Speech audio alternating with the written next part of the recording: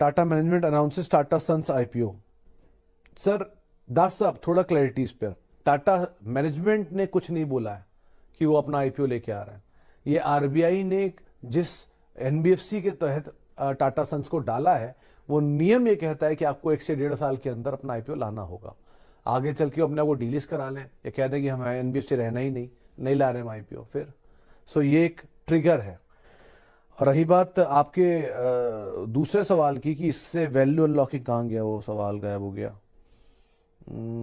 हाँ, और दूसरा, so my question is it right time to buy Tata chemical, and second question is to produce good result in every quarter और why so I can buy for long term. तो दास साहब Tata chemical में value थी, Tata sons के हिस्से की वजह से नहीं, अदरवाइज भी आप ऐसे समझो इसका बाकी लिस्टेड कंपनियों में ही 10,000 करोड़ का इन्वेस्टमेंट है। और टाटा इन्वेस्टमेंट, जिसको सब लोग इन्वेस्टमेंट आर्म के तौर पर देख रहे हैं, जो लोज सर्किट मार रहा है, उसका 15,000 करोड़ का इन्वेस्टमेंट है।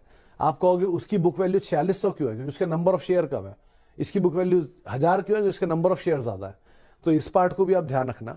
सो इसीलिए इन्वेस्टमेंट वैल्यू दोनों की 5 मतलब बहुत अंतर नहीं है, लेकिन वैल्यू दोनों के अंदर थी। टाटा इन्वेस्टमेंट में वैल्यू थी 4600 रुपए बुक वैल्यू थी, 4800 रुपए शेयर था, चलते चलते 9600 पहुंच गया। टाटा केमिकल 1000 रुपए बुक वैल्यू थी, 1040 के आसपास शेयर चल रहा था जब मैंने बात पहली बार की थी। आज 1200-1300 जो भी दाम है वो पहुंच गया। सो वैल्यू थी, इसलिए वैल्यू बाय हो रहा है। वो वैल्यू बाय आगे कहां तक कंटिन्यू रहेगा? अभी रहेगा, वो स्ट्रेंथ रहेगी उसमें।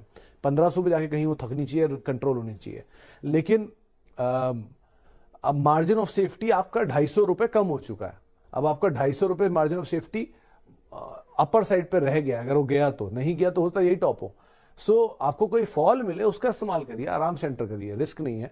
और इन कंपनियों को वैसे भी आप आराम से एक्यूमुलेट कर सकते हैं, beat TCS, beat Tata communication, beat Tata chemical. मैं multiple time TCS Tata communication क्यों बोलता रहा इतने सालों से, उसका शायद अंतर आप लोगों को समझ में आने लग गया हो कि क्यों इनके नाम लेता था। क्योंकि ये इनमें है कुछ जूस अभी बाकी।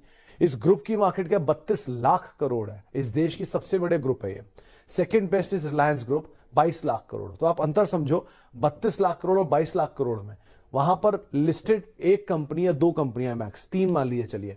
यहां पर लिस्टेड ही 25 कंपनियां हैं जिनका जूस अभी निकलना शुरू हो रहा है। वैल्यू लॉकिंग अनलॉकिंग चल रही है।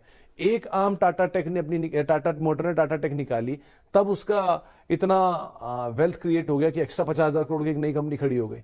सो ऐसे भी 4 जैगवार डी लिस्ट हो गई, जैगवार डीमर्ज हो गई, मान लीजिए commercial vehicle, passenger vehicle demerge हो गया, ईवी डीमर्ज हो गया। तो कितनी वैल्यू टाटा मोटर अकेला निकाल देगा। टाटा स्टील के इंडियन और यूरोप बिजनेस है, उसका अलग वैल्यू है। टीसीएस की कितनी आम है, सीएससी इन्होंने मर्ज किया था अपने अंदर, वो वैल्यू अलग निकल सकती है। सो इतनी वैल्यू अनलॉकिंग हो सकती है कि आप सोच भी नहीं सकते। इसीलिए इस ग्रुप के अंदर मतलब इनॉर्मस वेल्थ क्रिएशन पोटेंशियल है। आपके अंदर इतना पेशेंस और टाइम होना चाहिए कि आप उसका जूस ले पाओ। So everything what market takes from you is your time and patience, and what it gives is reward. But nobody has time and patience to give, and everybody wants reward. तो ये अंतर को आप थोड़ा समझो और उस हिसाब से इसमें एंटर करो। अगर आप चैनल पे पहली बार आ रहे हैं तो जरूर चैनल को सब्सक्राइब करके बेल आइकन प्रेस कर लो, ताकि आने वाली जितनी भी अपडेट्स हैं सभी कंपनी से रिलेटेड उसका नोटिफिकेशन आपको सबसे पहले मिल सके।